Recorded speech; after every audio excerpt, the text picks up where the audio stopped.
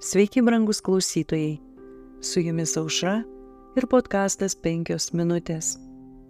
Viską ant aukuro. Jėzus jam pasakė, nė vienas, kuris prideda ranką prie arklo ir žvalgosi atgal, netinka Dievo karalystei. Evangelija pagal Luką, 9 skyrius 62 eilutė. Ne iš visų mūsų yra reikalaujama tarnauti taip, kaip tarnavo Eliziejus. Ne visiems mums yra liepiama parduoti viską, ką turime.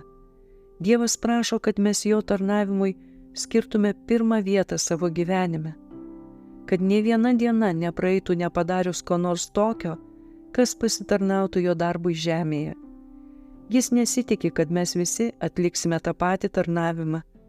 Vienas gali būti pašauktas vykti dirbti į kitą šalį, kitas paprašytas savo pinigais paremti Evangelijos darbą.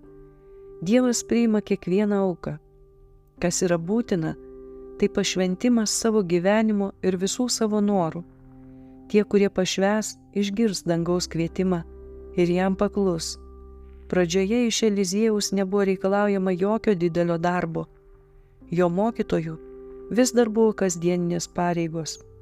Apie jį kalbama kaip apie pilantį vandenį savo šeimininkui Elijui ant rankų.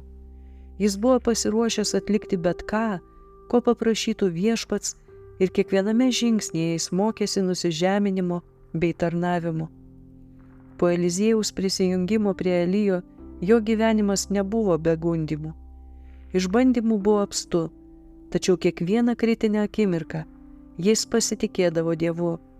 Jis buvo gundomas galvoti apie paliktus namus, bet nekreipdamas dėmesio į tai.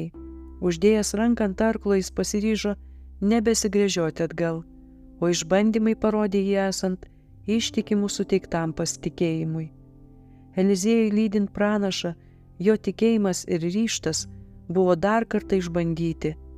Pranašas siūlė jam grįžti atgal jiems einant į Gilgalą, vėliau į Betelį ir dar kartą einant į Jerichą, tačiau jis neatsisakė savo ketinimų.